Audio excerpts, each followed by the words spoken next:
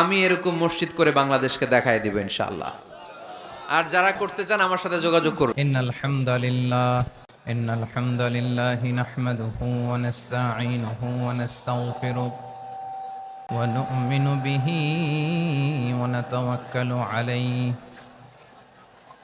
ونعوذ بالله من شرور أنفسنا ومن سيئات أعمالنا من يهده الله فلا مضل له ومن يضلل فلا هادي له أي فلن تجد له وليا مرشدا ونشهد أن لا إله إلا الله وحده لا شريك له هو الذي لا ضد له ولا ند له لا مثل له ولا مثيل له لا وزير له ولا كفيل له لا شبه له ولا شبيه له لا ولد له ولا والد له وهو الواحد الفرد الصمد لم يلد ولم يولد ولم يكن له كفوا أحد ونشهد أن سيدنا ونبينا وحبيبنا وبشيرنا ونذيرنا وطبيبنا وطبيب قلوبنا وحبيبنا وحبيب ربنا محمدا عبد الله ورسوله أرسله بالحق بشيرا ونذيرا وداعيا إلى الله بإذنه وسراجا منيرا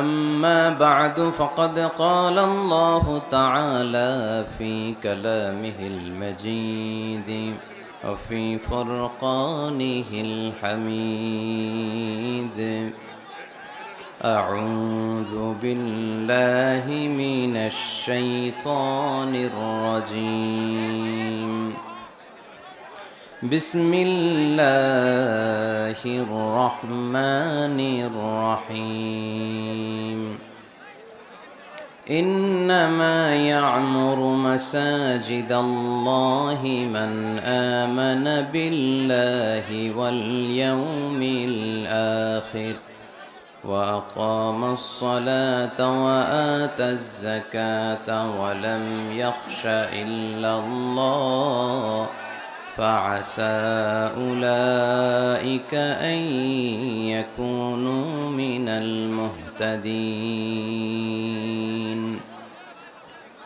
إن الله وملائكته يصلون على النبي يا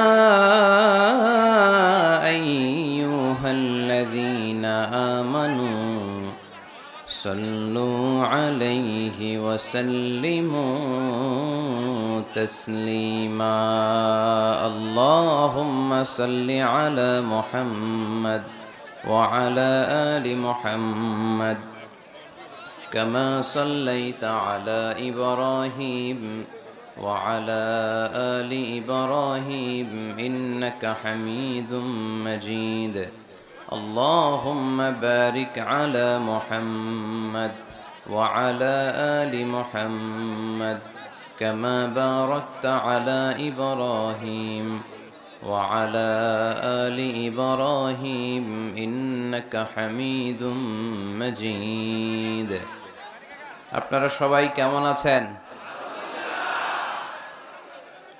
আলহামদুলিল্লাহ, আমিও ভালো আছি। আমাদেরকে ভালো রাখে কে? সুস্থ রাখে কে?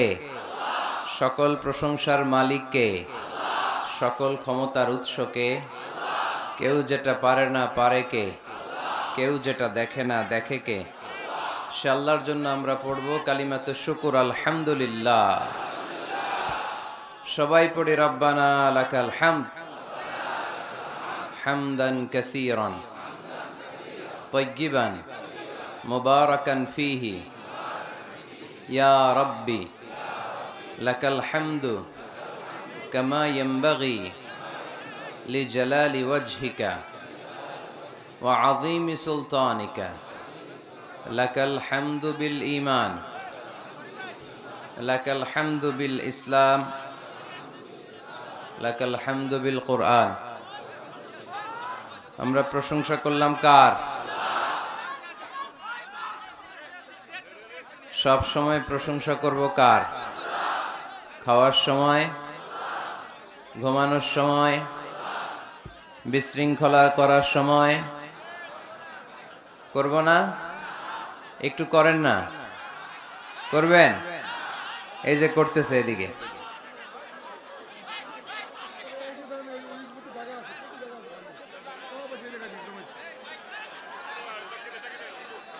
ওইদিকে জায়গা আছে, আপনারা ওইদিকে যান, ওইদিকে জায়গা আছে।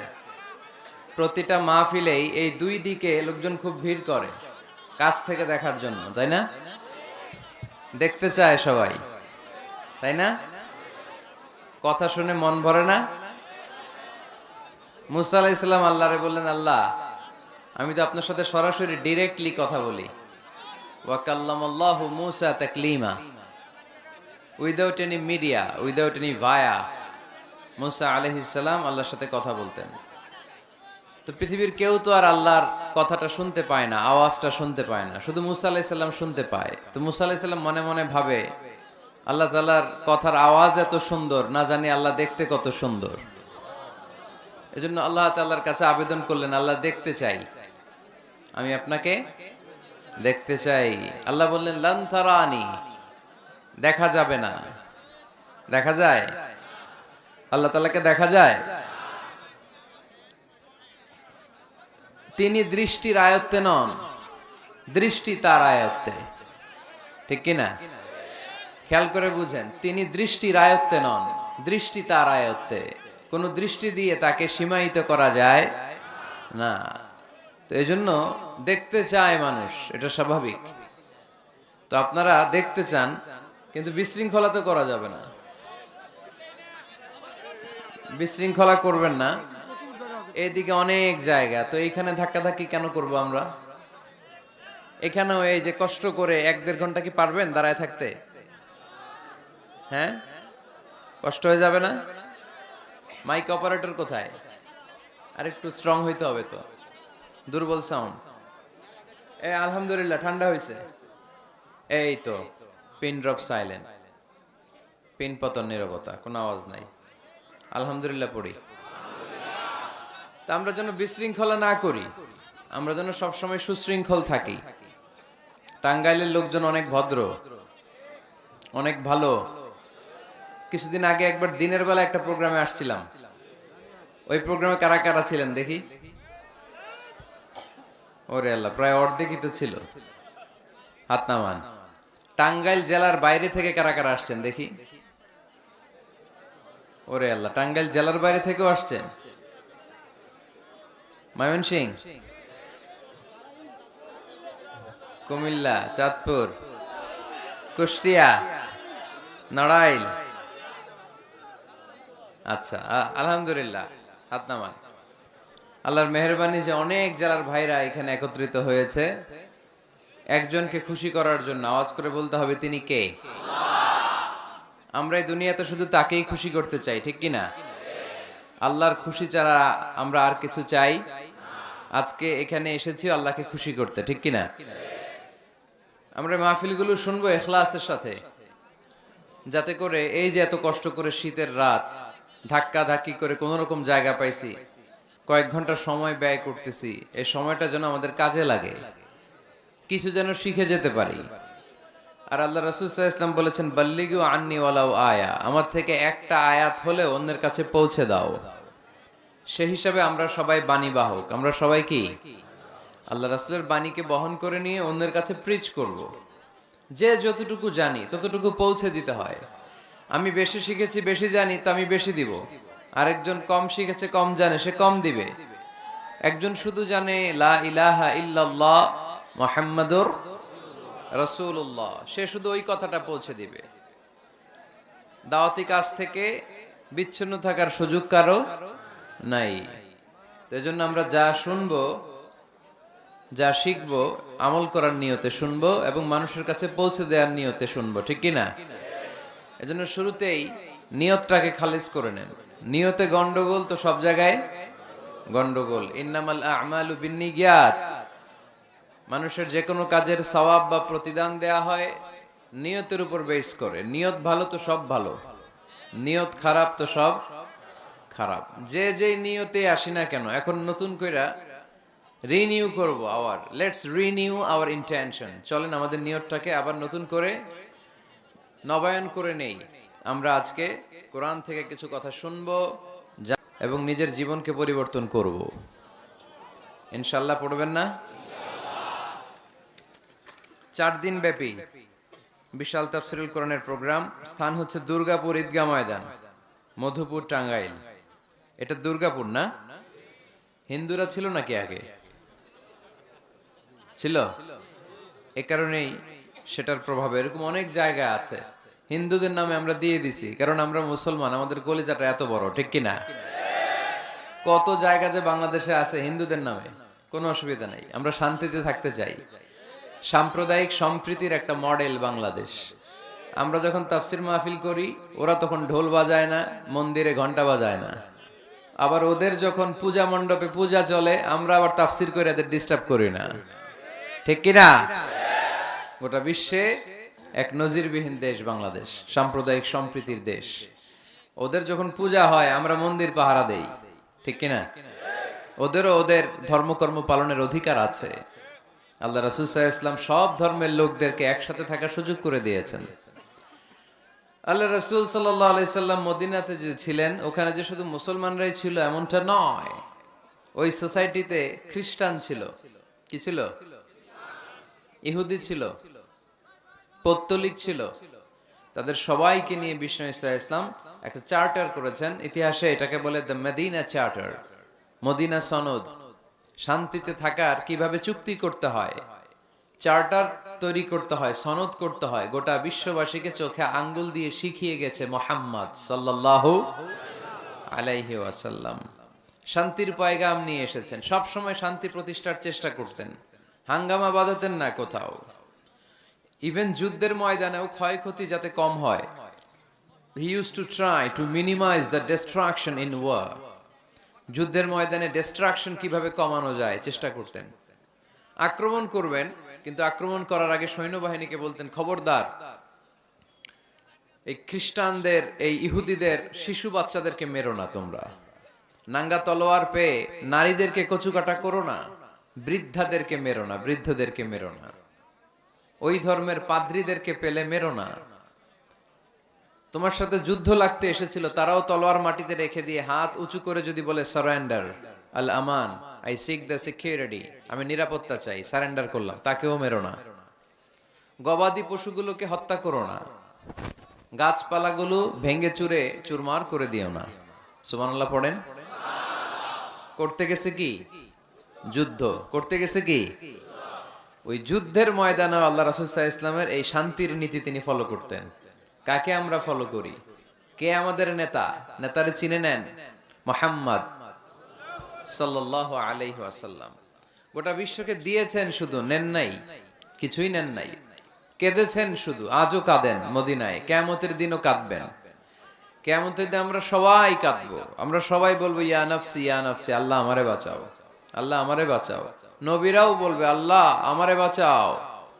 একমাত্র শুধুমাত্র কেবলমাত্র আমার প্রিয় নবী, আমার প্রিয় হাবিব, আমার প্যারা রাসূল সাল্লাল্লাহু আলাইহি সাল্লাম বলবেন ভিন্ন কথা। তিনি বলবেন উম্মতি উম্মতি উম্মতি, রব্বি হাবলি উম্মতি, আল্লাহ আমার গুনাহগার উম্মতকে বাঁচাও। সব নবীরা নিজেকে নিয়ে পেরেশান, সব নবীরা উম্মত ভুলে যাবে, ভুলবে না একজন নবী, তার নাম মুহাম্মদ সাল্লাল্লাহু আলাইহি ওয়াসাল্লাম। তিনি আমাদেরকে ভদ্রতা শিখিয়েছেন, শালীনতা শিখিয়েছেন, লাজুকতা শিখিয়েছেন। আমাদের এখন লাজুকতা নাই, লজ্জা শরমের মাথা খেয়েছি আমরা, তাই না? বাবা ছেলে মেয়ে বসে একসাথে হিন্দি সিনেমা দেখে, এরকম আছে না নাই? টাঙ্গাইলে আছে। তার মানে লাজ শরমের মাথা খাইছি, লজ্জা শরম নাই। আল্লাহ রাসূল সাল্লাল্লাহু আলাইহি ওয়াসাল্লাম অনেক লজ্জাশীল ছিলেন। হালিমাতুস সাদিয়া, আল্লাহ রাসূল সাল্লাল্লাহু আলাইহি ওয়াসাল্লামের দুধ মা বর্ণনা করেন যে আমি মক্কা থেকে এই কোরাইশি মোহাম্মদ শিশুটাকে নিয়ে আসলাম, 5 বছর রাখলাম, 2 বছর দুধ খাওয়ালাম, কিন্তু কখনো এই কোরাইশি ছেলেটাকে কাঁদতে দেখি নাই। ক্ষুধা লাগলে সে কাঁদতো না, ব্যথা পেলে সে কাঁদতো না, শুধু লজ্জাস্থানের জায়গা থেকে কাপড়টা সরে গেলে সে কেঁদে উঠতো। আল্লাহু আকবার পড়েন। ক্ষুধা লাগলেও কাঁদে না, ব্যথা পেলেও তিনি কাঁদতেন না, শুধু লজ্জাস্থানের জায়গা থেকে কাপড়টা সরে গেলে কেঁদে দিতেন। আল্লাহ তাআলা আমাদেরকে সালাত দিয়েছিলেন 50 ওয়াক্ত। কয় ওয়াক্ত? এখন পড়ি কয় ওয়াক্ত? তো 50 ওয়াক্ত মেরাজের রাতে নামাজ নিয়ে যখন নামতেছেন, মুসা আলাইহিস সালাম বললেন, আল্লাহ আপনাকে কি দিলেন গিফট? আল্লাহ নবী সাল্লাল্লাহু আলাইহি ওয়াসাল্লাম বললেন, আমাকে গিফট হিসেবে দিয়েছে 50 ওয়াক্ত নামাজ। কয় ওয়াক্ত? 50 ওয়াক্ত। মুসা আলাইহিস সালাম বলে, সর্বনাশ, বলেন কি 50 ওয়াক্ত পড়বে না? আমি তো আপনার আগে দুনিয়াতে নবী হিসেবে এসেছিলাম, আমার ফিল্ড ওয়ার্কের এক্সপেরিয়েন্স আছে, উম্মত চড়াইয়া খাইছি তো আমি জানি পড়বে না। আপনি যে দেখেন কমায় আনা যায় কিনা। পড়ি নাকি আমরা? 5 ওয়াক্ত তো পড়ি না, ঠিক কিনা? তো গেলেন যে বললেন, আল্লাহ মুসা আলাইহিস সালাম তো বলে যে পড়বে না আমার উম্মত, কমায় দেন না। আল্লাহ 5 ওয়াক্ত কমায়া 45 ওয়াক্ত দিলেন। আবার নেমে আসলেন কত? 45। মুসা আলাইহিস সালাম বলে, আবার যান, আবার পড়বে না, পড়বে না, কমায় নেন, ভালো হবে। আবার গেলেন, আবার 5 কম। আবার আসলেন, সাইয়েদনা মুসা আলাইহিস সালাম বললেন, আবার যান, পড়বে না। আবার গেলেন, 9 বারে 5 নং 45 ওয়াক্ত কমায় দিয়া রাখলেন কয় ওয়াক্ত? 5 ওয়াক্ত নিয়ে আল্লাহর হাবিব ফিরে আসতেছেন। মুসা আলাইহিস সালাম বললেন, কি অবস্থা? কয় রাকাত? কয় ওয়াক্ত? আল্লাহর হাবিব বললেন, এবার দিছে 5 ওয়াক্ত। মুসা আলাইহিস সালাম বললেন, এটাও পড়বে না, ঠিক কিনা? এটাও পড়বে না, কমায় নিয়ে আসেন। এবার আল্লাহ রাসূল সাল্লাল্লাহু আলাইহি ওয়াসাল্লাম বলতে আরম্ভ করলেন, কি বলেন, 9 বার গেলাম, আর কত যাওয়া যায়? আর পারুম না, লজ্জা লাগে, আমার শরম লাগে। সহিহ বুখারীতে এই কথাটাই এসেছে, আস্তাহি মির রাব্বি, আমার এবার লজ্জা লাগে যেতে। শরম বলেও তো একটা কথা আছে। কয়বার যাওয়া যায় আল্লাহর কাছে? সুবহানাল্লাহ পড়েন। লাজুকতা কাকে বলে তিনি শিখিয়েছেন। ছোটবেলায়, শৈশব, কৈশোর, যৌবন, সব সময় তিনি লাজুক ছিলেন। আমাদের মধ্যে লাজুকতা নাই, ঠিক কিনা? ইযা লাম তাস্তাহি ফাসনা মা শিইতা, যখন তোমার লজ্জা থাকবে না, তোমার যা মন চায় তুমি তাই করতে পারবা। এজন্য আমরা যেন এই লাজুকতা, শালীনতার প্র্যাকটিস করি। আল্লাহ তুমি তৌফিক দান করো। আজকে মসজিদ নিয়ে কথা বলবো। কি নিয়ে? কি নিয়ে কথা বলবো? মসজিদ। আহাব্বুল বিলাদি ইলাল্লাহি মাসাজিদুহা, আল্লাহর কাছে পৃথিবীতে সবচেয়ে পছন্দের জায়গা কোনটা বলেন তো? মসজিদ। এবার বলেন তো, আল্লাহর কাছে সবচেয়ে অপছন্দের জায়গা কোনটা? বাজার। কিন্তু এমন বাজার যেখানে জুয়ার আড্ডা বসে, এমন বাজার যেখানে মদ বিক্রি হয়, এমন বাজার যেখানে নর্তকীদের নাচ গান চলে, এমন বাজার যেখানকার ব্যবসায়ীরা পণ্য বিক্রি করার জন্য খালি কসম কাটে। এরকম আছে না নাই? এই বাজারগুলো আল্লাহর কাছে অপছন্দনীয়। এমনি যে আপনারা সুপার শপে যান, টাঙ্গাইলের মুদি দোকানে যান, বাজারে যান, মাছ বাজারে, এটা আবার আল্লাহর কাছে অপছন্দনীয় না। এরকম বাজারে বিষ্ণু ঈসা ইসলামও যেতেন। কিন্তু যেই বাজারে মিথ্যা কসম কাটে বারবার, এরকম আছে না নাই? তাদেরকে লানত দেয়া হয়েছে, যারা শুধু কসম কাটে, মুনাফেকেরা। সকালবেলা কুরবানির হাটে যাবে গরু বিক্রি করতে, বউরে কয়, বউ একটা দাম ক। বউ বলে, কত কমু? বল যে 50,000। তো বউ কয়, বললাম 50,000। তো এরপর বাজারে যখন নিয়ে গেছে, এক লোক এসে বলতেছে, ভাই গরুটা 40,000 দিবেন? তখন সে বলে, আল্লাহর কসম, সকালবেলা একজন 50,000 দাম কইছে, দেই নাই। সকালে 50,000 কইছে, এরই তো দেই নাই, আপনার 40,000 কেমনে দেই? এরকম ডাকাইত আছে রাডাই। আল্লাহ রাসূল সাল্লাল্লাহু আলাইহি ওয়াসাল্লাম মদিনার খেজুরের বাগান, বাজার পরিদর্শনে গেলেন। যে খেজুরের স্তূপ দেখে আল্লাহ রাসূল সাল্লাল্লাহু আলাইহি ওয়াসাল্লাম খেজুরের স্তূপে হাত ঢুকায় দিলেন। ঢুকায় দেওয়ার পরে তিনি দেখলেন পানি, ভিতরে কি? আর উপরে শুকনা খেজুর। আল্লাহর হাবিব বললেন, ভিতরে পানি উপরে শুকনা কেন? কয় বৃষ্টি হয়েছে। আর বৃষ্টি হলে তো সব জায়গায় পানির সয়লাভ থাকবে। আল্লাহ রাসূল সাল্লাল্লাহু আলাইহি ওয়াসাল্লাম রেগে গেলেন আর বললেন, মান গাশশানা ফালাইসা মিন্না, যে আমাদেরকে ধোঁকা দেয় সে আমার উম্মত হতে পারে। The person who deceives us, he is not among us. যে লোক আমাদের ধোঁকা দেয় সে আমাদের অন্তর্ভুক্ত। মুসলমানরা কি ধোঁকা দিতে পারে? খাদ্যে ভেজাল দিতে পারে? ওজনে কম দিতে পারে? মাছে ফরমালিন দিতে পারে? টেন্ডারবাজি করতে পারে? চাঁদাবাজি করতে পারে? ক্যাসিনোর ব্যবসা করতে পারে? পারে পারে। সেজন্য আমরা যেন ধোঁকাবাজি না করি। ধোঁকাবাজে ভরে গেছে বাংলাদেশ। এই ধোঁকাবাজি থেকে আমাদেরকে বেঁচে থাকতে হবে যদি প্রিয় নবীর উম্মত হতে চাই, ঠিক কিনা? তাহলে আল্লাহ তাআলার কাছে সবচেয়ে প্রিয় জায়গার নাম সবাই বলেন। আর সবচেয়ে অপছন্দনীয় জায়গার নাম বাজার। হাদিসটা সহিহ বুখারীতে এসেছে। এমন বাজার যেখানে মদের আড্ডাখানা, যেখানে ক্যাসিনোর ব্যবসা, হারাম ব্যবসা, ওইটা আল্লাহর কাছে অপছন্দনীয়। আল্লাহর হাবিব সাল্লাল্লাহু আলাইহি ওয়াসাল্লামের একটা অভ্যেস ছিল, তিনি কোন এলাকায় গেলেই প্রথমে একটা মসজিদ বানায় ফেলতেন। সুবহানাল্লাহ পড়েন। তার মানে মসজিদ কেন্দ্রিক তিনি সব করতেন। মস্ক সেন্টার্ড, আগে মসজিদ তারপরে সব। যেমন তিনি মক্কা থেকে যখন মদিনায় হিজরতে আসবেন, মদিনায় ঢোকার আগে কোবা নামক একটা এলাকায় তিনি কয়েক সপ্তাহ ছিলেন। ওখানে এই 2 সপ্তাহের ব্যবধানে একটা মসজিদ বানায় ফেলছেন, মসজিদে কোবা। মসজিদের নাম কি? প্রতি শনিবারে তিনি মসজিদে কোবায় যেতেন, ওখানে যে সালাত পড়তেন। এবং আল্লাহর হাবিব বলেছেন, কেউ যদি, আপনারা যখন মদিনা শরীফে যাবেন, শনিবারে যদি কেউ সকালবেলা আপনারা যে কোবা মসজিদে যে অজু করে, ঘর থেকে অজু করে যে 2 রাকাত সালাত পড়েন, তাহলে উমরা করলে, একটা মাকবুল উমরা করলে যেই সওয়াব, ওই সওয়াব আল্লাহ আমলনামায় দিয়ে দিবেন। কোবা থেকে তিনি মাইগ্রেট করলেন মদিনায়। মদিনাতে যেও তিনি একটা মসজিদ প্রতিষ্ঠা করলেন। মসজিদটার নাম সবাই বলেন, মসজিদে নববী। আল্লাহ রাসূল সাল্লাল্লাহু আলাইহি ওয়াসাল্লাম খুব চমৎকার লোকেশন বাছাই করতে পারতেন। লোকেশন তিনি দেখলেন কোথায় করলে ভালো হয়, কোথায় কোথায় কোথায়। খুঁজতে খুঁজতে এমন জায়গাটা পছন্দ হলো, সেখানে ছিল পুরাতন খেজুরের বাগান, ধ্বংসাবশেষ, আর ছিল মুশরিকদের কবর। আল্লাহর হাবিব বললেন, মুশরিকদের কবরগুলোরে হাড্ডি আর কঙ্কাল সহ উঠায় ফেলো, উঠায় আরেক জায়গায় দাফন করো। সুবহানাল্লাহ পড়েন। খেজুর গাছগুলো কেটে সমান করো, ধ্বংসাবশেষ ভেঙে মাটির সাথে গুড়িয়ে দাও, এখানে হবে আমার মসজিদ। স্থাপিত হলো মসজিদে নববী। সুবহানাল্লাহ পড়েন। এখানেই 10 বছর বিষ্ণু ইসা ইসলাম ইমাম ছিলেন, খতিব ছিলেন। এজন্য যারা ইমাম, যারা খতিব, তাদের অনেক দায়িত্ব। তারা বিষ্ণু ইসা ইসলামের রেখে যাওয়া দায়িত্ব পালন করছে। আল্লাহর হাবিবের যে চাকরি ছিল, ইমাম সাহেবদের একই চাকরি।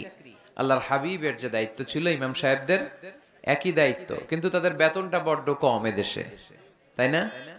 আহা, সামান্য কিছু বেতন দিয়ে ইমাম মুয়াজ্জিনদেরকে আমরা রাখি, এটা ঠিক না।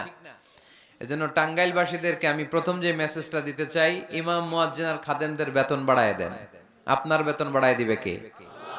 সভাপতি সাহেব, সেক্রেটারি সাহেব, ক্যাশিয়ার সাহেব, বেতন বাড়ান, ওনাদের বেতন বাড়ায় দেন। আপনাদের জীবনে বরকত দিবে কে?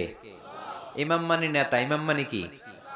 নেতার সাথে যদি আমরা খারাপ আচরণ করি, এটা আমাদের জাতির জন্য কখনোই কোনোভাবে কল্যাণকর হতে পারে না। আল্লাহর হাবিব সাল্লাল্লাহু আলাইহি ওয়াসাল্লাম নিজ হাতে মসজিদ তৈরি করলেন। আমাদের মতো টাইলস আর এয়ার কন্ডিশনের মসজিদ, মসজিদে নববী না, এরকম ছিল না। বালুর ফ্লোর।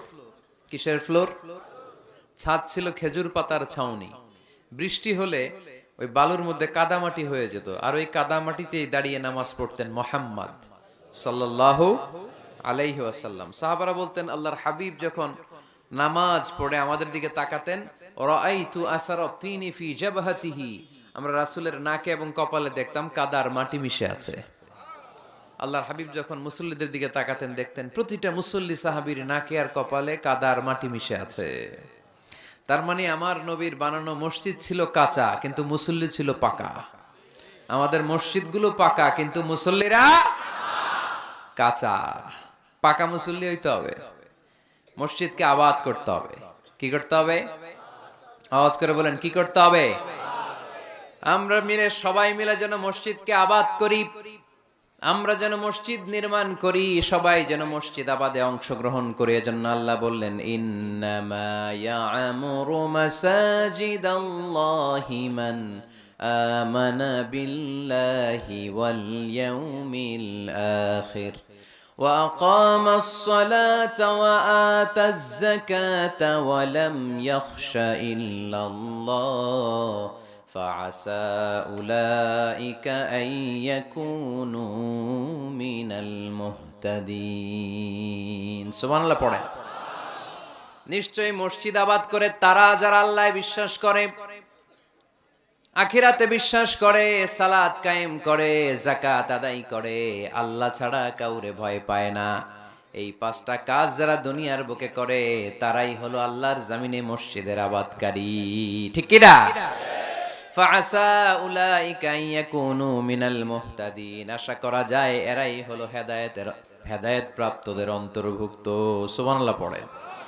এদের কাছে আল্লাহর হেদায়েত আছে।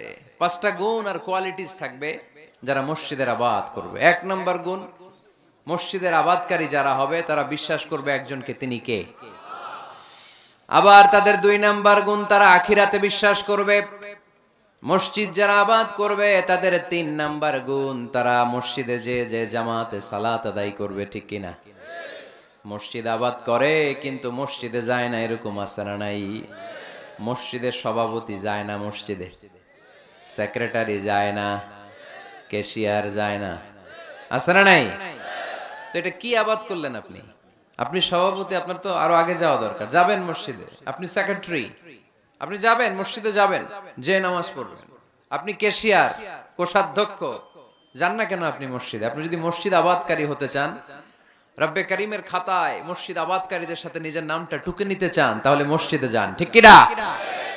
এজন্য আল্লাহ বললেন, মসজিদ আবাদকারী তারা যারা আল্লাহর উপর ঈমান আনে, আখিরাতের প্রতি ঈমান আনে, তারা মসজিদে যায়, মসজিদে যে সালাত কায়েম করে। কি করে? সালাতে কায়েম করো, হো সালাতে কায়েম করো, হবে সম্মানী তুমি, হবে জান্নাতি তুমি, হবে সম্মানী তুমি, হবে জান্নাতি তুমি, দিবে কাল হাসরে শীতল ছায়া আরশে আজিম, রব্বিয়াল আলা রব্বিয়াল আযীম, রব্বিয়াল আলা রব্বিয়াল আযীম। সুবহানাল্লাহ পড়েন। আউয়ালু মা ইউহাসাবু বিহিল আবদু ইয়াউমাল কিয়ামাতি আস-সালাহ, কিয়ামতের দিন সর্বপ্রথম যে জিনিসটার হিসাব আল্লাহ নেবেন সেটা কি? সালাত। কুরবানির গোশতের সাথে যেটা খায়, তাই না? সালাত মানে নামাজ। এই নামাজের হিসেবটা সর্বপ্রথম আমাদের কাছ থেকে চাইবে কে? আপনার আমলনামার এই হিসেব যদি আপনার জন্য কিয়ামতের দিন সহজ হয়ে যায়, পুরো আমলনামাটারে সহজ করে দিবে কে? আর এই সালাতের হিসাবে যদি গন্ডগোল লাগে, সব গন্ডগোল লাগায় দিবে কে? এজন্য আল্লাহ বললেন, মসজিদের আবাদকারী তারা যারা আমার উপরে বিশ্বাস রাখে, আখিরাতে বিশ্বাস রাখে, সালাত কায়েম করে, যাকাত আদায় করে, আল্লাহ ছাড়া কাউকে তারা ভয় পায় না। ওয়ালাম ইয়াখশা ইল্লাল্লাহ, আল্লাহ ছাড়া কাউকে তারা ভয় পায় না। তাদের হৃদয়ে ভয় থাকে একজনের, তিনি কে? ফাআসা উলাইকা ইয়াকুনু মিনাল মুহতাদিন, আশা করা যায় তারাই হেদায়েত প্রাপ্তদের অন্তর্ভুক্ত। ঠিক কি না? কথাটা কার? এখন আমরা মসজিদের আবাদকারী হতে চাই কি চাই না? এই 4-5 জন চান? সবাই মসজিদের আবাদকারী হতে চাই কি চাই না? তাহলে এই 5টা কাজ করতে হবে। আল্লাহর উপর বিশ্বাস, আখিরাতে বিশ্বাস, মসজিদে যে সালাত আদায়, যাকাত আদায়, আর হৃদয়ে আল্লাহর ভয় ছাড়া আর কারো কোনো ভয় থাকতে পারবে না। সাউন্ড নাই ওইখানে? মাইকম্যান কই?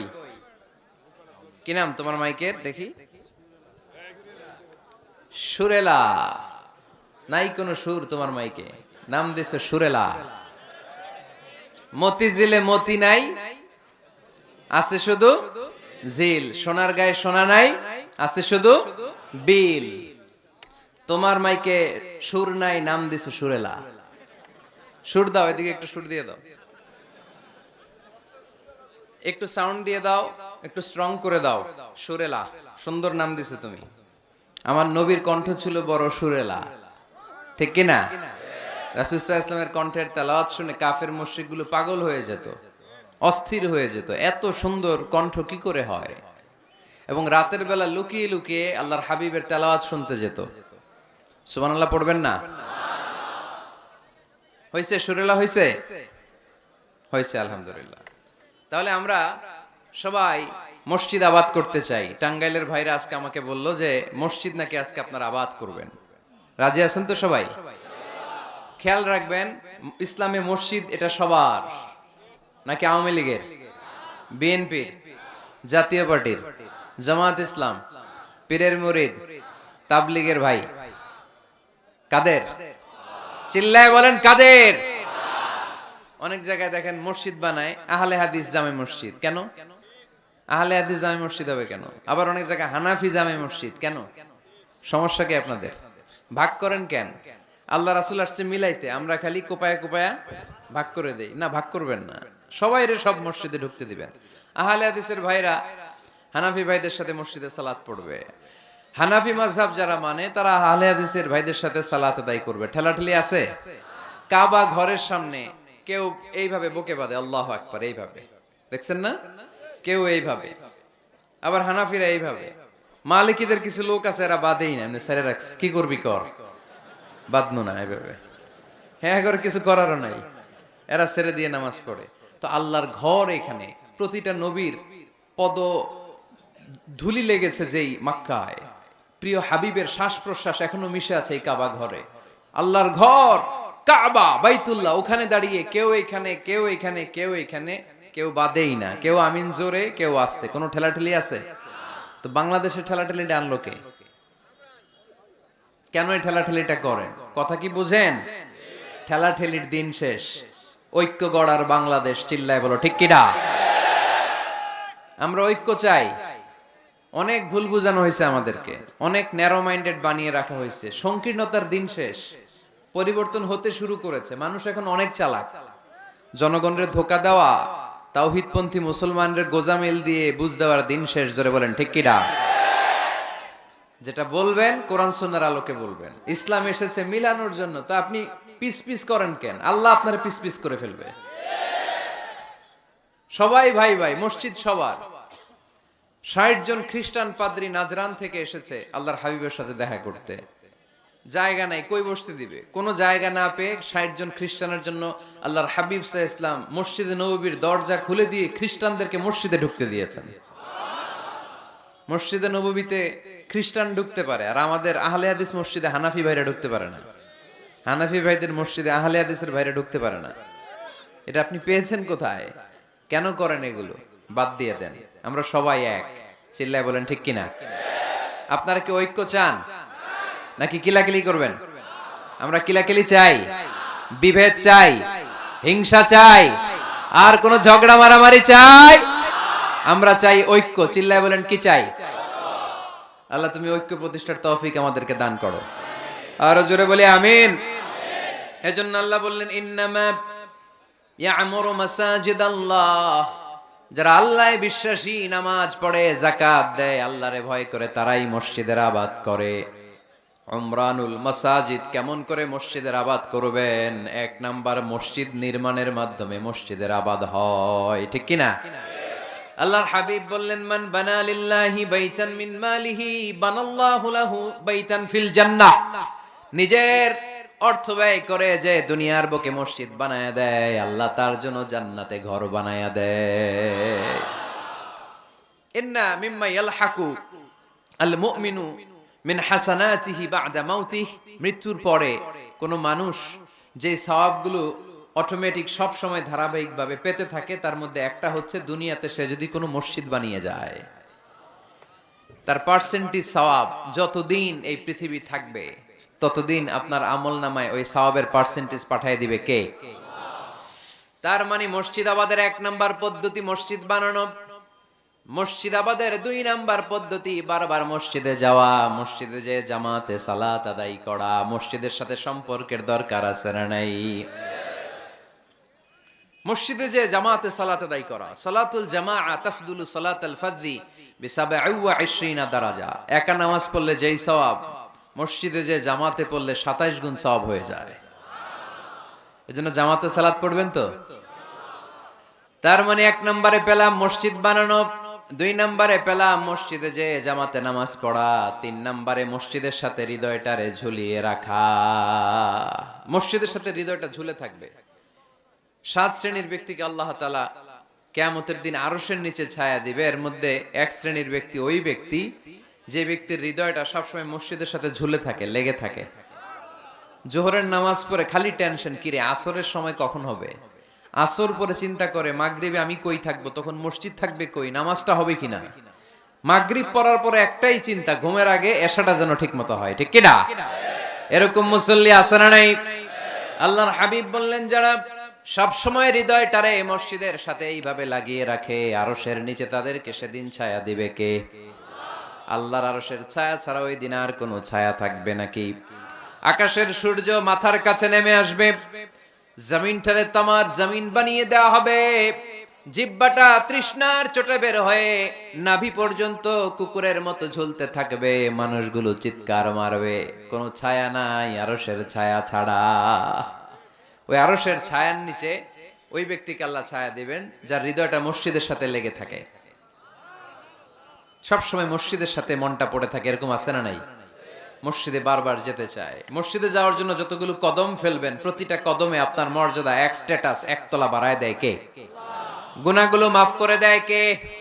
আবার মসজিদে যদি কোনো দিনই হালাকায় বসেন, আল্লাহর রহমত চারদিক থেকে আপনারে বেষ্টন করে ফেলে, আল্লাহর ফেরেশতারা আপনাদের জন্য দোয়া করতে থাকে। তাহলে মসজিদ আবাদের 1 নাম্বার নমুনা হলো মসজিদ বানানো।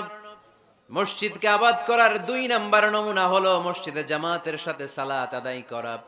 মসজিদ আবাদের 3 নাম্বার নমুনা হলো হৃদয়টা মসজিদের সাথে ঝুলিয়ে রাখা। মসজিদ আবাদের 4 নাম্বার নমুনা হলো নিজ হাতে মসজিদকে পরিষ্কার পরিচ্ছন্ন রাখা। মসজিদ ঝাড়ু দিচ্ছেন কে কে? দেখি হাত তোলেন। প্রত্যেকদিন দেন? আলহামদুলিল্লাহ, আলহামদুলিল্লাহ। এটা সাইয়েদনা ইব্রাহিম আলাইহিস সালাম আর ইসমাঈল আলাইহিস সালামের ডিউটি ছিল। ডিউটিটা দিছিল কে? চিল্লায় বলেন কে? আল্লাহ বললেন, তাহহিরা বাইতিয়া লিত-তাইফিনা ওয়াল আকিফিনা ওয়ার রুকআইস সুজুদ। মসজিদেরি ঝাড়ু বারদার ও কামারে হাত, শোনো আমারে মুনাজাত। পড়েন, শোনো শোনো ইয়া ইলাহি আমারে মুনাজাত, শোনো আমারে মুনাজাত। পড়েন আমিন। খাদেম ঝাড়ু দিল কিনা? মসজিদের ফ্লোর মুছলো কিনা? মুয়াজ্জিন হুজুর মসজিদ ঝাড়ু দিল কিনা? মসজিদে বালু আছে কিনা? সবাই যে চেক করে। দায়িত্ব কি শুধু খাদেমের আর মুয়াজ্জিনের কাঁধের উপরে নাকি আমাদের কাঁধেও মসজিদ পরিচ্ছন্ন রাখার দায়িত্ব আছে? রাডাই 2 জন নবীকে আল্লাহ বললেন, সাইয়েদনা ইব্রাহিম যাকে উপাধি দিয়েছেন আল্লাহ খালিল, আমার মসজিদ পরিষ্কার করো, বাপ বেটা মিলে ঝাড়ু দাও। সাইয়েদনা ইসমাইল ইব্রাহিম মসজিদ ঝাড়ু দিতে পারলে আপনি কোন লাট সাহেব হয়েছেন? কি হয়ে গিয়েছেন আপনি? মনে জ্বালা, যন্ত্রণা, ঘরে মারামারি, শান্তি নাই, মসজিদে চলে যান, মসজিদ মুছে দেন, একটু ঝাড়ু দিয়ে দেন, আপনার ঘরের সব অশান্তিরে শান্তি বানায় দিবে কে? মনের জ্বালা যন্ত্রণা দূর করে দিবে কে? এই জন্য হৃদয়ে যদি কষ্ট থাকে, জ্বালা যন্ত্রণা থাকে, অসুখ থাকে, অশান্তি থাকে, মসজিদে যান, মসজিদটা ঝাড়ু দেন, এতিমের মাথায় হাত বুলায় দেন, হৃদয়টারে প্রশান্ত করে দিবে কে? তাহলে এই কাজগুলো করার মাধ্যমে আমরা মসজিদ আবাদ করব। রাজি আছেন? আপনাদের টাঙ্গাইল জেলায় সবচেয়ে বড় মসজিদ কোনটা?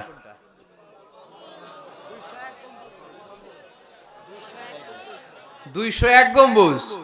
কই এটা? গোপালপুর। ঝাওয়াইল গোপালপুর। কে করছে এটা? কে বানাইছে? ও, ইসলামিক ফাউন্ডেশনের কর্মকর্তা রফিকুল ইসলাম। কি করে? বেঁচে আছে? আজকের এই মাহফিলের পক্ষ থেকে ওনাকে জানাই সশ্রদ্ধ সালাম। যাবো ইনশাআল্লাহ। তো এরকম ভালো ভালো মসজিদ, সুন্দর মসজিদ বাংলাদেশে হোক, আমরা চাই না? সবাই চান। তো চাই আওয়াজটা এতটুকু, এরকম সুন্দর মসজিদ এদেশে আরো নির্মিত হোক, চাই কি চাই না? মসজিদে আমরা যাব, মসজিদে আমরা আবাদ করব। মসজিদ নিয়ে আজকে অনেক কথা আছে, কেউ উঠবেন না, মজার কথাগুলো শেষে রেখে দিছি। যারা উঠবেন এদের মিস, উঠবেন না, বসেন। মসজিদে যে আমরা যাব, কিছু আদব মেনটেন করে যেতে হবে, ঠিক কিনা? অজু ছাড়া ঢোকা যাবে? অজু নিয়ে ঢোকার দরকার আছে না নাই? আবার আল্লাহ বললেন, ইয়া বানি আদম খুযু যিনাতাকুম ইনদা কুল্লি মাসজিদ। ও বনি আদম, মসজিদে যখন নামাজ পড়তে যাও সবচেয়ে ভালো কাপড়গুলো গায়ে দিয়ে যাও। আদেশটা কার? কিন্তু আমরা যখন মসজিদে ঢুকি সবচেয়ে সিরা পাড়াটা পয়রা ঢুকি, আছে না নাই? পুরান দুরান ছিঁড়া পাড়া যেটা আর চলে না ওইটা গায়ে দেয়া যায়। আর বিয়ের অনুষ্ঠানে সুন্নাতে খাতনা, পহেলা বৈশাখ, এসো হে বৈশাখ তোমারে আদর করি, 31st নাইটে যখন প্রোগ্রামে যাই, বিশ্ব ভালোবাসা দিবসে যখন ভালোবাসা করতে যাই, তখন সুন্দর সুন্দর পাঞ্জাবি আছে না নাই? তখন নতুন জামা, বিশ্ব ভালোবাসা দিবস আসতেছে। ওইটা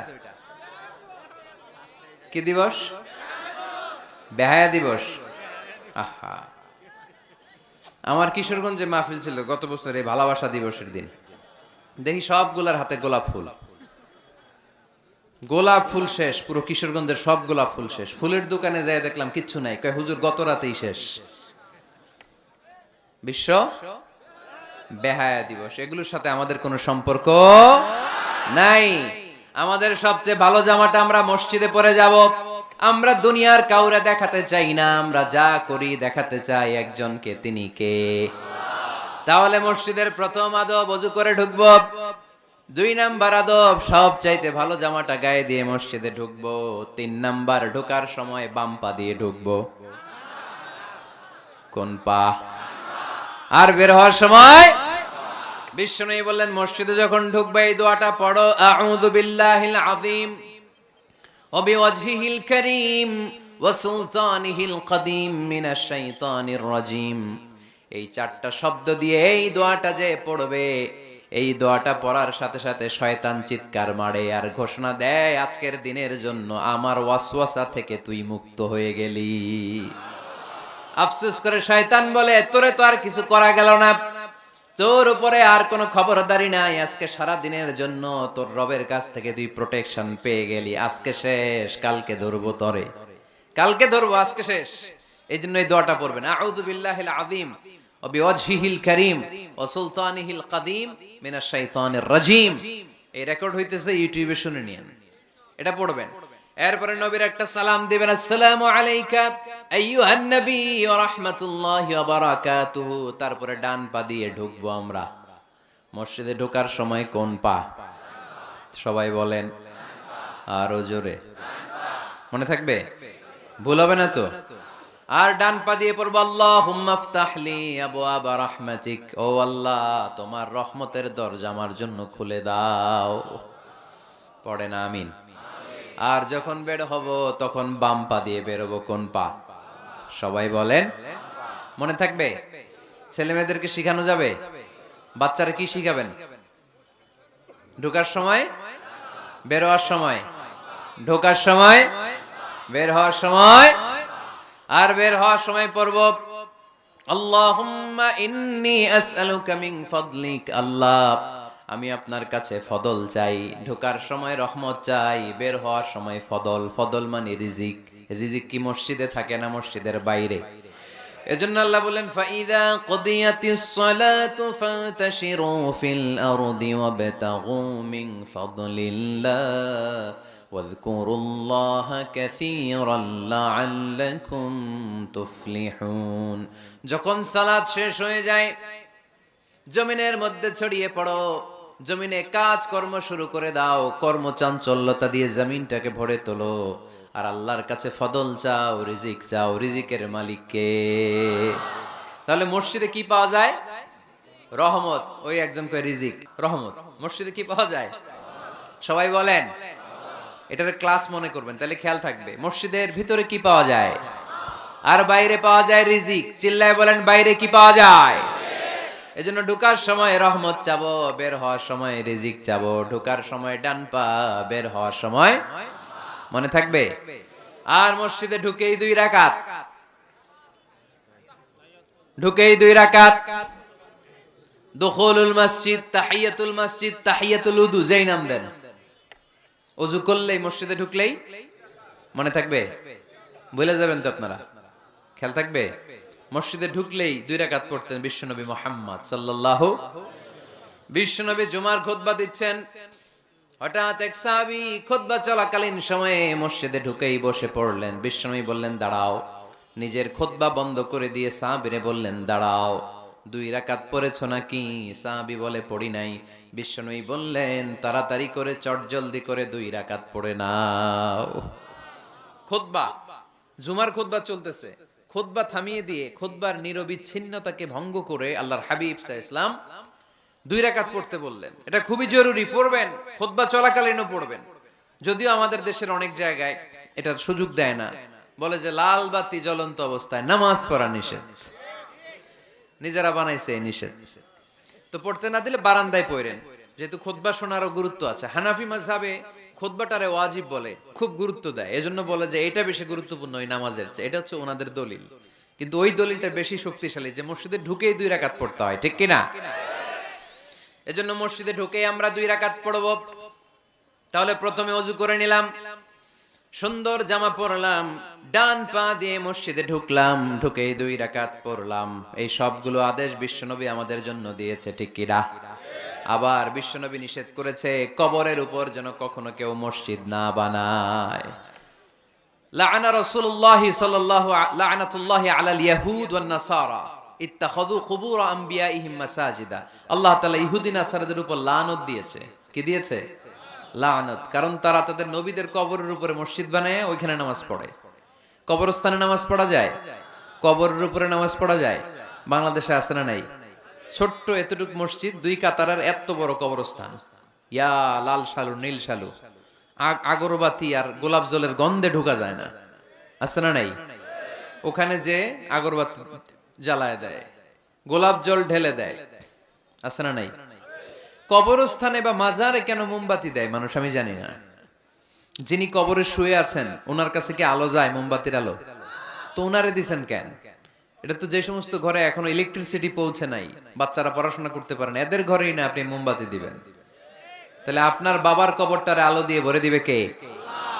মাজারে যে অনেকে টাকা দেয়, মানত করে, মাজারে টাকা দেয়া যায় না, মানত করা যায় না, মানত করতে হয় একজনের নামে। চিল্লায় বলেন, তিনি কে? খবরদার, এগুলো থেকে সাবধানে থাকতে হবে।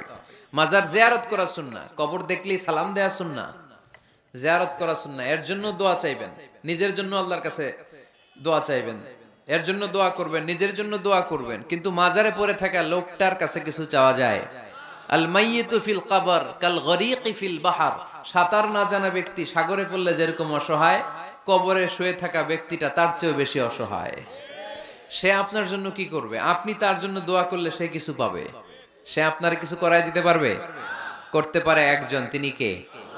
চিল্লায় বলতে হবে, তিনি কে? কেউ ফিরে না খালি হাতে, আল্লাহরে তোর দরবারেতে, ঠিক কি না? পড়েন সবাই, কেউ ফিরে না খালি হাতে, আল্লাহরে তোর দরবারেতে। এজন্য কবর কেন্দ্রিক কোনো মসজিদ নাই। আগে মসজিদ, পরে হবে কবর। যেমন বিশ্বনবী আগে তৈরি করেছেন মসজিদে নববী, তার পাশে হয়েছে বিশ্বনবীর কবর, তার বাম দিকে হয়েছে বাকিউল গারকাদ, বাকি কবরস্থান, মাকবারাতুল বাকি, যেখানে বিশ্বনবীর স্ত্রীরা শুয়ে আছেন, সাহাবারা শুয়ে আছেন রাদিয়াল্লাহু তাআলা আনহুম ওয়া আনহুন্নাহ। তাহলে আগে হবে মসজিদ, তারপরে কবর। কবর কেন্দ্রিক কোন মসজিদ বানানো যাবে? মনে থাকবে এটা। টাঙ্গাইলে এরকম আছে যে আগে কোন আল্লাহর ওলির কবর ছিল, এর উপরে বিশাল মসজিদ বানাই থুইছে, আছে? নাই। আলহামদুলিল্লাহ, খুব ভালো। কবর কেন্দ্রিক মসজিদ বানাবেন না, মসজিদ আর কবরস্থানে গ্যাপ রাখবেন, তা না হলে ভেজাল হওয়ার সম্ভাবনা আছে না নাই? এরপরে বিশ্বনবী মসজিদকে ক্লিন রাখতে বলেছেন। আমারা রাসূলুল্লাহ সাল্লাল্লাহু আলাইহি ওয়াসাল্লাম বিবিনাইল মসজিদি ফিদ দুয়ার ওয়া আন তুনাযযাফা ওয়া তুতায়্যাবা। আল্লাহর হাবিব বলেছেন, এলাকায় তোমরা মসজিদ বানাও, মসজিদগুলোরে পরিষ্কার রাখো, আতর আর সুগন্ধ দিয়ে তোমরা পারফিউম করে দাও। মসজিদটারে সুগন্ধযুক্ত করে রাখবেন, পারফিউম করে রাখবেন। আরব দেশে মসজিদে বাখুর জ্বালিয়ে দেয়, উদ জ্বালিয়ে দেয়, মসজিদে ঢুকলেই কলিজাটা ঠান্ডা হয়ে যায়, নামাজ পড়তে মনে চায়, কোনো দুর্গন্ধ নাই। এজন্য মসজিদ পরিচ্ছন্ন রাখার দরকার আছে না নাই? এরপরে বিষ্ণু ইসলাম বললেন, মসজিদের সর্বশেষ আদব হলো তোমরা যখন মসজিদ বানাবা, খবরদার মসজিদকে অতিমাত্রায় ডিজাইন করা যাবে না। অতিমাত্রায় ডিজাইন করা যাবে না। আমরা এতই ডিজাইন করি, কোনটা মসজিদ আর কোনটা কমিউনিটি সেন্টার চিনাই যায় না। আছে না নাই? না, অতিমাত্রায় ডিজাইন না, যতটুকু লাগে। গরম লাগে, এয়ারকন লাগান, নো প্রবলেম। নিচে সমস্যা, সিম্পলি টাইলস দিয়ে দেন। কিন্তু লাইটিং ফাইটিং, লাল নীল বাতি, এই কারুকার্য ওই কারুকার্য, এটা করতে নিষেধ করেছেন মুহাম্মদ সাল্লাল্লাহু। বিশেষ করে মসজিদের কেবলার দেয়ালে। কোন দেয়ালে? কেবলার দেয়ালে কোনো ঘড়ি থাকতে পারবে না, কোনো ক্যালেন্ডার থাকতে পারবে না, সব পিছনে। ইমাম সাহেব ঘড়ির টাইম দেখে নিবে। সামনে ক্যালেন্ডার থাকলে নামাজের সময় ক্যালেন্ডারের ভিতরে যে মাদ্রাসা মসজিদ, ওইখানে নজর পড়ার সম্ভাবনা আছে না নাই? বিভিন্ন জিনিস লেখা থাকে, নামাজও পড়ি, ওইটাও পড়ি, আছে না নাই? নামাজ পড়ে কয়টা বাজলো, ঘড়ির দিকে নজর পড়ার সম্ভাবনা আছে না নাই? এই জন্য কেবলার দেয়ালটা যদি সাদা মাঠা রাখা যায় সেটাই ভালো। আপনার নজর থাকবে সেজদার দিকে। ডানে একটা নজর দিলে আল্লাহ বলে ফিরে আয়, সেজদার দিকে তাকা। আরেক দিকে নজর দিলে আল্লাহ বলে ফিরে আয়, সেজদার দিকে তাকা। আবার যদি টাইলসের দিকে নজর দেন, আল্লাহ বলে ফিরে আয়, সেজদার দিকে তাকা। আবার যদি নজর দেন, আল্লাহ রেগে যে বলে লা হাজাত আলী ইলা সলাতিক, তোর এই নামাজের কোনো দরকার আমার নাই। যে আল্লাহ তাআলাকে খুশি করার জন্য সালাত পড়তে আসলাম, উনি যদি বলে তোর এই নামাজের দরকার আমার নাই, তো কার জন্য সালাত পড়লেন আপনি? এজন্য মসজিদের সামনের ওয়ালে যত কম ডিজাইন হওয়া যায়, ঘড়ি, ক্যালেন্ডার ইত্যাদি ফিত্যাদি, লেখা জোখা, এগুলো সামনে না, এগুলো পেছনে দিতে পারলে ভালো। ইভেন জায়নামাজের মধ্যেও কাবা ঘরের ডিজাইন আছে না নাই? এটা ইহুদিদের ষড়যন্ত্র। আমরা বোকা শোকা মুসলমান, ওরা সর্বপ্রথম জায়নামাজের মধ্যে কাবা ঘরের ডিজাইন দিছে। কোন ডিজাইন? আর আমরা মুসলমানরা মনের অজান্তে নিজের কাবারে নিজে লাথি মারি। কথা বলেন, কথা বলেন। এজন্য খবরদার, কোন মসজিদের ডিজাইনওয়ালা, কোন কাবা ঘরের নমুনাওয়ালা, মসজিদুল আকসার গম্বুজলা, মসজিদে নববীর কোন গম্বুজলা জায়নামাজ আমরা কিনবো না। আমরা না কিনলে ওদের ব্যবসা শেষ, ঠিক কিনা? ফ্রেশ জায়নামাজ কিনবেন। কি জায়নামাজ? ফ্রেশ। সিম্পলি ফুল হইতে পারে, সাদা হইলে আরো ভালো। ফ্রেশ কোন মসজিদ, বিশেষ করে কাবার ডিজাইনওয়ালা তো কিনাই যাবে না। ওইটার মধ্যে দাঁড়ায় আছে ইমাম সাহেব, আছে না নাই? মনে থাকবে, মনে থাকবে। এজন্য বিশ্বনবী বললেন, মসজিদ নির্মাণ করো, মসজিদের সাথে হৃদয়টারে ঝুলিয়ে রাখো। কিয়ামতের দিন এই মসজিদের ওসিলায় জান্নাতের বাড়ি বানায়া দিবে কে? আবার বিশ্বনবী বললেন, লা তুসাদ্দুর রিহাল ইল্লা ইলা সালাসাতি মাসাজিদা।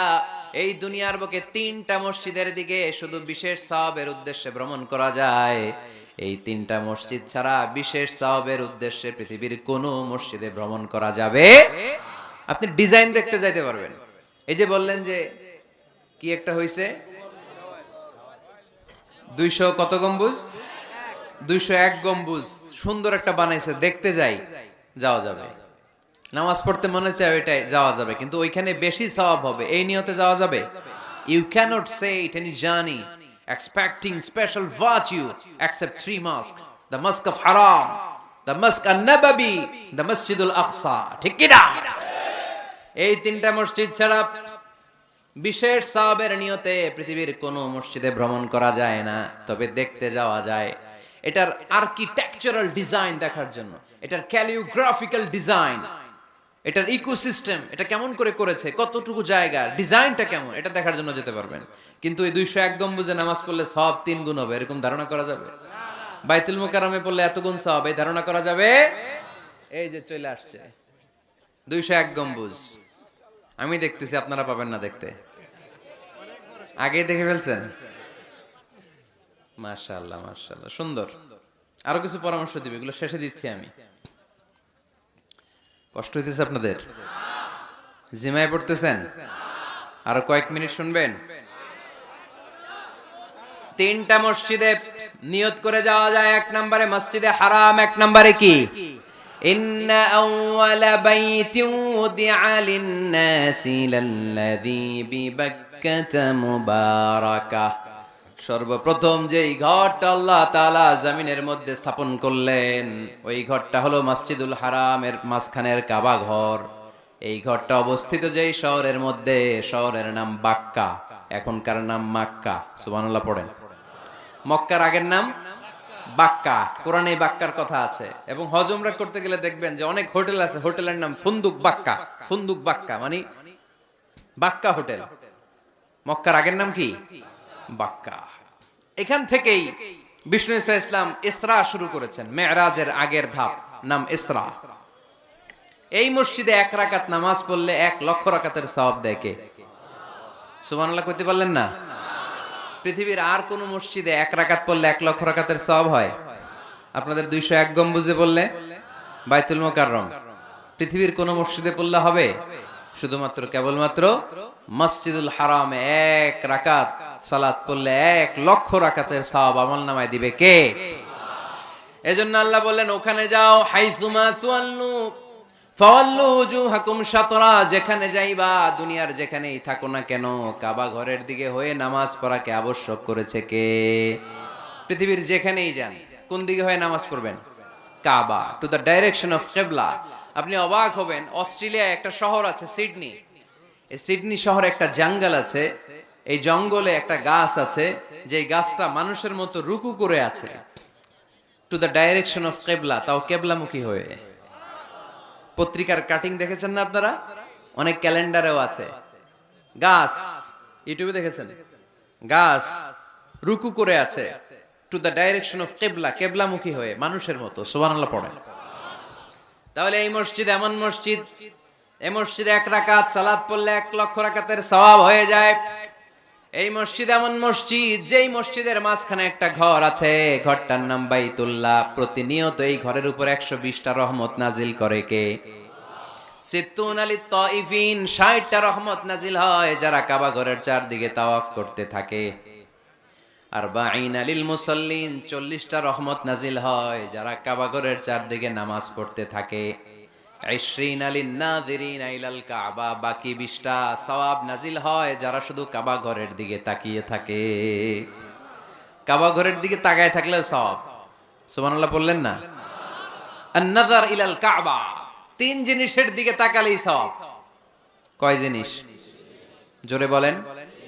1 নাম্বার আন-নাযার ইলাল মুসহাফ, কোরআনের দিকে তাকালেই সওয়াব, পড়া লাগবে না, পড়লে তো সওয়াব আছে, তাকানো মাত্রই। 2 নাম্বার আন-নাযার ইলা ওয়াজহিল ওয়ালিদাইন, মা বাবার চেহারা। মা বাবার খেদমত করলে তো সওয়াব আছেই, টাকা দিলে তো সওয়াব আছেই, কিন্তু মা বাবার চেহারার নজরের দিকে যদি রহমতের নজরে একবার তাকান, একটা কবুল হজ করলে যেই সওয়াব, ওই সওয়াব আমল নামায় দিবে কে? মা বাবা এমন জিনিস আমরা চিনলাম না। আমরা পীর সাহেবের দরবারে লাউ নিয়ে যাই আর গান গাই, সাদের লাউ বানাইলো মোরে, আগা খাইলাম ডগা খাইলাম, খাইলাম না ডুগডুগি না। তো কই লাউ নিয়ে যান আপনি, কই হাদিয়া নিয়ে যান? আসল পীর সাহেব তো আপনার ঘরে। আপনার আব্বা সবচেয়ে বড় পীর সাহেব, আপনার আম্মা জান আপনার জন্য সবচেয়ে বড় পীর সাহেব। গোটা বিশ্বের সব পীর সাহেব যদি 50 বার করে কোরআন খতম দিয়ে 1 গ্লাস পানির মধ্যে ফু দেয়, আর আপনার আব্বা শুধু বিসমিল্লাহ বলে যদি 1 গ্লাসের পানিতে ফু দেয়, ওই গ্লাসের পানির ফুটা আল্লাহর কাছে কবুল হয়ে যাবে। এজন্য বিশ্বনবী বলতেন, আল জান্নাতু তাহতা আকদামি উম্মাহাতিকুম। ও দুনিয়ার মানুষেরা শোনো, দুনিয়ার পুরুষ মানুষদের পায়ের নিচে থাকে জুতা, জুতার নিচে থাকে বালু আর মাটি, আর দুনিয়ার বুকে এক একটা মায়ের পায়ের নিচে থাকে তার সন্তানদের জান্নাত। ওগো মা তুমি এই ধরনের শ্রেষ্ঠ নেয়ামত, তোমারই পদ তলে রয়েছে জান্নাত। ওগো মা তুমি এই ধরনের শ্রেষ্ঠ নেয়ামত, তোমারই পদ তলে রয়েছে জান্নাত। সুবহানাল্লাহ পড়েন।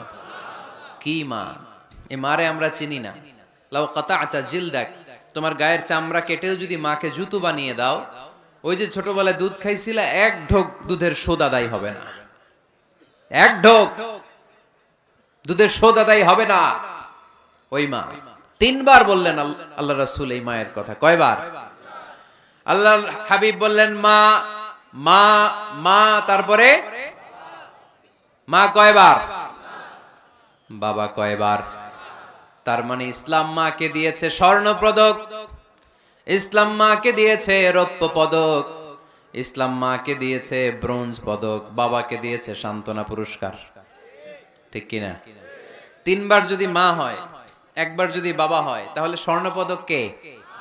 রৌপ্য পদক, ব্রোঞ্জ পদক, সান্ত্বনা পুরস্কার। সুবহানাল্লাহ কইতে বললেন না? ওই মায়ের চেহারার দিকে যদি রহমতের নজরে একবার তাকান, কবুল হজের সওয়াব আছে না নাই? তাহলে 1 নাম্বার কোরআনের দিকে নজর করলে সওয়াব, 2 নাম্বার মা বাবার চেহারার দিকে নজর করলে সওয়াব, 3 নাম্বার আল্লাহর কাবা ঘরের গিলাফের দিকে যখন নজর করে তাকাবেন 20টা রহমত নাজিল করবে কে? তাহলে শ্রেষ্ঠ মসজিদ মসজিদে হারাম, শ্রেষ্ঠ মসজিদ। 2 নাম্বার হচ্ছে মসজিদ নববী, নবীর মসজিদ, ওখানে 1 রাকাত পড়লে 1000 রাকাতের সওয়াব। আমার নবী শুয়ে আছে তার পাশে, পাশেই জান্নাতুল বাকিয়া, মাকবারাতুল বাকিয়া, এরপর আছে রওদা। বিশ্বনবীর কবর থেকে মিম্বার পর্যন্ত জান্নাত, রওদাতুম মিন রিয়াদিল জান্নাহ। এটা দুনিয়ার বুকে একটা জান্নাতের টুকরা, কোন সুবহানাল্লাহ। ওখানে নামাজ পড়ার জন্য খুব ধাক্কাধাক্কি হয়। পুরো মসজিদে নববীর কার্পেটের এক কালার, ওইটার কার্পেটের আরেক কালার। যারা হজ উমরা করেছেন দেখে এসেছেন, জায়গা পাওয়া যায় না, খুব ধাক্কাধাক্কি হয় ওই জায়গাটাতে সালাত পড়ার জন্য। এটা হচ্ছে দ্বিতীয় মসজিদ শ্রেষ্ঠত্বের দিক থেকে। তৃতীয় মসজিদ হচ্ছে মসজিদে আকসা, ফিলিস্তিনে। আহা, এই দুইটাতে যাওয়ার সুযোগ হইলো, ওইটাতে যাওয়ার সুযোগ নাই। ইসরায়েলি হায়নাদের দখলে, চিল্লা এখন ঠিক কিনা? আমরা আল্লাহর কাছে চাই আমরা মসজিদুল হারাম, এই মসজিদ নববীতে যেমনে সালাত পড়তে পারি, বাইতুল মাকদাসে যেও যেন সালাত পড়তে পারে, আল্লাহ তুমি তৌফিক দাও। বাইতুল মাকদাসে 1 রাকাত পড়লে 250 রাকাতের সওয়াব, আরেক বর্ণনা এসেছে 500 রাকাতের সওয়াব। এই 3টার পরে দুনিয়ার যত বড় মসজিদ হোক না কেন সবগুলোর সওয়াব সমান। সুবহানাল্লাহ পড়েন। তাহলে আমরা মসজিদ আবাদ করতে চাই, কি করতে চাই? এই মসজিদ হচ্ছে আমাদের মুসলমানদের সামাজিক ঐক্যের কেন্দ্রবিন্দু, সামাজিক ঐক্যের কেন্দ্রবিন্দু আমাদের মসজিদ। বুঝতে হবে, এটা খ্রিস্টানদের চার্চের মতো, এটা ইহুদিদের সিনাগগের মতো, এটা শিখদের গুরুদুয়ারার মতো গতানুগতিক কোনো ইবাদত গাহ বা উপাসনা কেন্দ্র নয়। এটা আমাদের ঐক্যের ভিত্তি। চিল্লায় বলেন ঠিক কি না? বিশ্বনবী মসজিদে নববী থেকে সব করেছেন।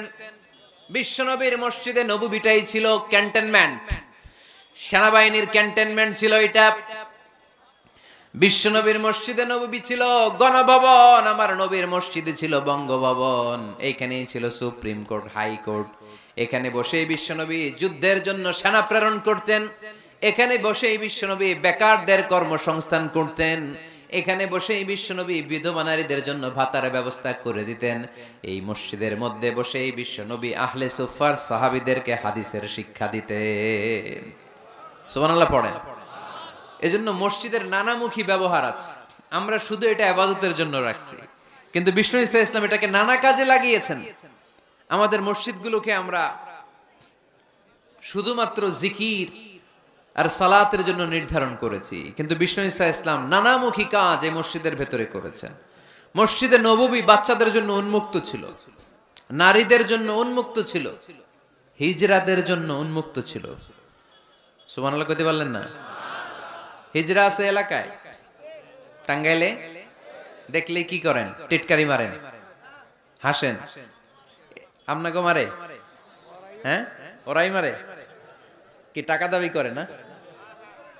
এই দোষটা ওদের না তো, দোষটা তো আমাদের। ওদেরকে তৃতীয় লিঙ্গি হিসেবে স্বীকৃতি দিয়েও ওদের সব ধরনের সুযোগ সুবিধা গভর্নমেন্ট হয়তো এখনো দিয়ে সারতে পারে নাই। এটা গভর্নমেন্টের দায়িত্ব। এই বিশাল জনগোষ্ঠীকে গভর্নমেন্ট কি করবে? 2008 সালে ভোটাধিকার দেওয়া হয়েছিল, তারপরেও কোথাও এদের জন্য নাম নাই।